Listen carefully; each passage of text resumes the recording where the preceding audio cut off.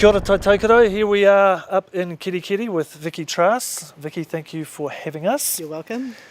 Vicki is kindly going to share her story. Just a few months ago, she had an unfortunate incident with her beautiful horse and she had to be choppered to safety by the Northland rescue helicopter, and as part of the 2017 fundraising appeal, she has kindly, as with many other lovely Northlanders, decided to share her story with us. Vicki, tell us what happened. Well, I was with my horse and enjoying a ride on her, and I came off her. I landed underneath her, and her back feet ended up on my stomach and my rib cage, and I was trampled. I was winded. We suspect I'd been knocked out, and it was right in front of my kids.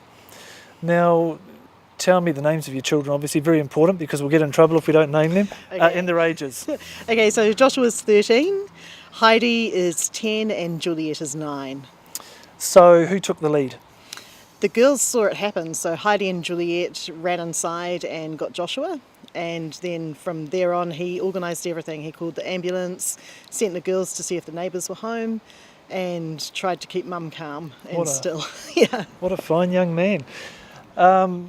Hard for you, not really knowing what had happened. I mean, you talk about the head injury, but you're pretty vague on it for obvious reasons. Yes, actually, to be honest, the head injury was kind of the least of my concerns. I knew I'd been trodden on, and at first, because I couldn't breathe, I was almost scared that I'd punctured a rib. Obviously, I was aware that it could be spinal injuries, and because she'd stood on my front, on my stomach, I was frightened that I had internal bleeding. I mean, it's just these things that run through your head. You sort of you do this checklist. Yeah. So the chain of events from there. What happened was the ambulance came and I think pretty much straight away decided to call the chopper.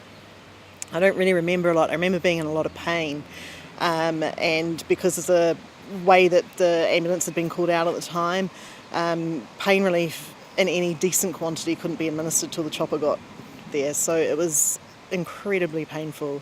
So one of the most welcome sounds was the rotor blades of the chopper.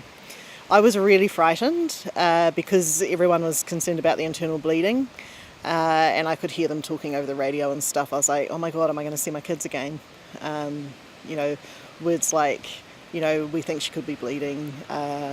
This isn't looking great. I can hear things in her chest. Don't really give you a lot of reassurance at the time. So knowing that help was coming and it was coming fast was just so comforting. Yeah. And no doubt comforting for your children, but still very scary and traumatic for them. Yeah, they were really shocked. I could hear the fear in Juliet's voice as she tried to run and get the neighbours who unfortunately weren't home. And she was choking back the tears but trying to do the right thing. So it was horrible to be in that position and not be able to offer them any comfort. Yeah. How long were you in hospital? Thankfully, I wasn't in hospital all that long. I went down there, the chopper got me down at 4 o'clock, or no, it was probably a bit later than that, probably around 4:30, 5 o'clock in the afternoon, and I was discharged by 4 o'clock the next afternoon.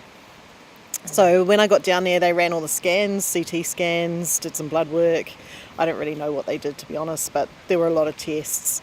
And because thankfully there was no internal bleeding, just bruised kidneys and hairline fractures in my ribs and a concussion, everything like that could be managed at home. And I was probably quite naughty because I wanted to come home to my kids to let them know that I was okay. So I was quite, can I go home now, please? Understandable. Yeah. And you had a visit while you were there, didn't you? I had a very special visit. So it was quite late at night. It was a long time before I got moved onto the ward. So I'm not 100% sure my arrival time, but I think it was between 5 and 6. And then around 10:30 at night, I was still in the emergency room because they were still, watching and obviously making sure I was okay. And the paramedic that had helped me came back in and she popped in and just took 10 minutes to chat with me. I didn't have anyone with me. And she was like, are you okay? Do you need anything? I'm so glad you're okay. What's happened? And I was able to talk with her and it was so comforting and it was so lovely to see her. And obviously she didn't have to do that. I mean, she was in on another call and specifically asked where I was and came and checked that I was okay.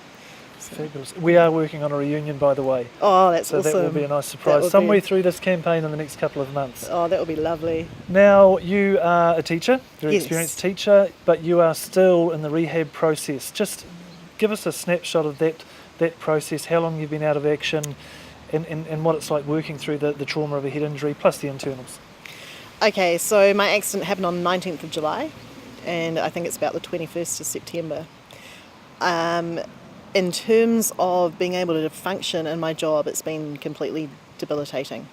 I can sound normal to you, but as soon as I have to read and think deeply about things, I can't. So I have problems with memory. If I read for a long period, I feel very sick, very dizzy, and I can't deal with noise. So I teach senior students, I teach year 11 to 13 this year, and I find that incredibly frustrating because I'm not able to be there for them at this crucial time of year and give them the feedback. So it's, in the hands of a neurophysiotherapist. I'm hoping to make contact with them in this coming week. I'm having return to work assessments to see just how much I can do, but I just feel gutted for my kids, like at school. It's such a hard time of year, and you feel like you carry a lot on your shoulders, and through an accident, they lose an English teacher. But you will be back. I will be back in term 4, so they better pull their heads in. And we're going to see you, and hopefully a lot of locals. I can't give you the date, it's a bit secret. We are going to be holding a community breakfast at Kitty Kitty sometime in the next few weeks. Yes, that's right. We'll let you know about that. And we would love to see you there to share your story with your beautiful children and your husband, who also, I believe, came to your aid. And bring some of your school children down and let's celebrate what an amazing service the Rescue Chopper is. Definitely. With that, your message to Northlanders, in fact anyone who might come to the North this summer, about the Rescue Chopper and the 2017 appeal. Okay.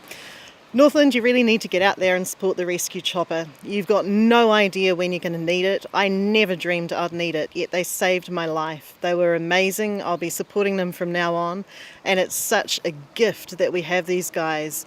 You don't know when you're going to need it. You need to get behind this campaign, and you need to support them. Vicki, thank you. I couldn't say it any better. There you go, Northland, Tai Tokoro. Another wonderful case study, another wonderful outcome, another life saved by a service that's been in our skies since 1988, coming up to year 30 next year in 2018. Get behind it and let's have some fun this campaign. Thank you.